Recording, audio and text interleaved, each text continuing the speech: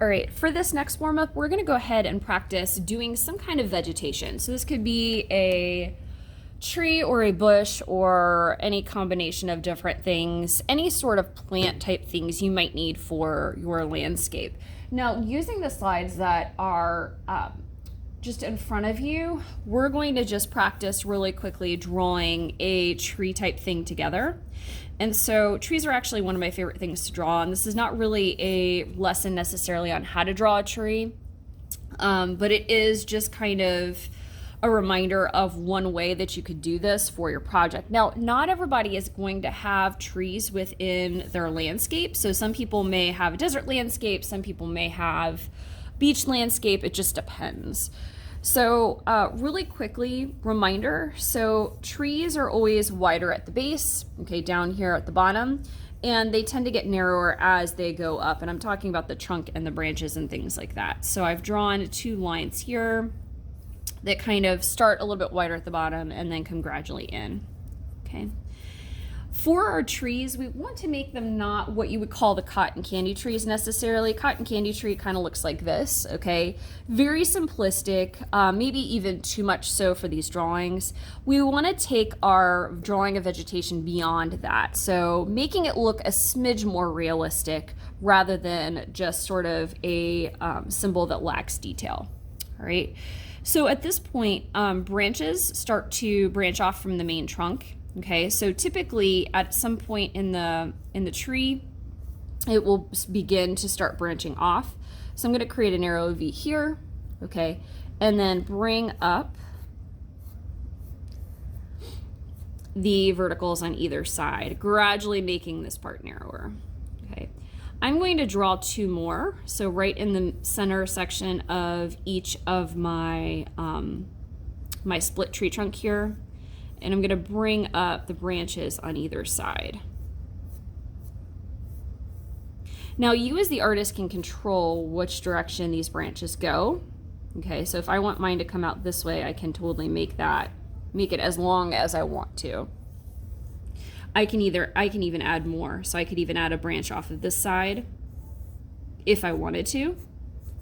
Remember, wherever it connects to the tree trunk, okay, it's going to be a little bit wider.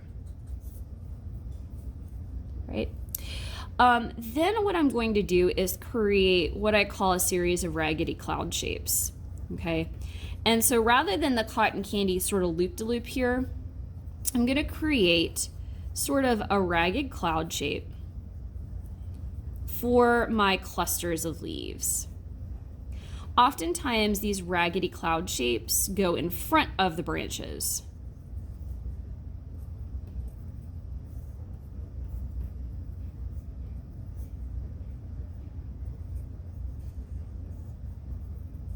Okay, then I'm going to connect some of them to a much larger one. Kind of goes this way, maybe this way. Okay. And then last but not least, I'm going to add a little bit of detail to the leaves and also to the trunk. So with the leaves, you can draw essentially clusters of these like little sort of C or U shapes.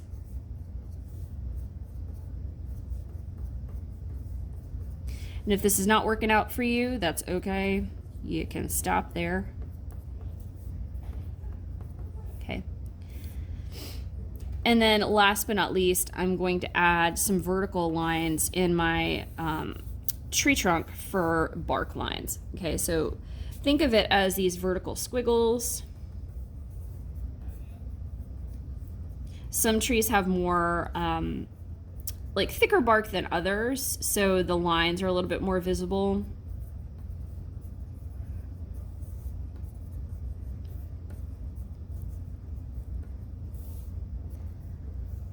Okay, and this is all I can do in this amount of time. All right, so this is what I have for my tree drawing.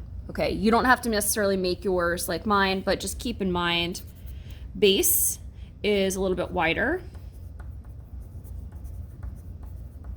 Okay, trunk gets more narrow.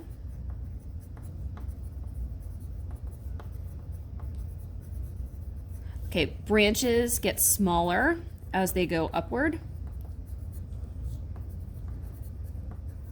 Okay, and rather than drawing each individual leaves, drawing them as clusters, okay? Not quite as the loop-to-loop cotton candy shape, okay? But adding a little bit more detail, okay? Bark lines, for mine, I kept them vertical and sort of squiggly, more towards the outside of the branches, okay, and the trunk.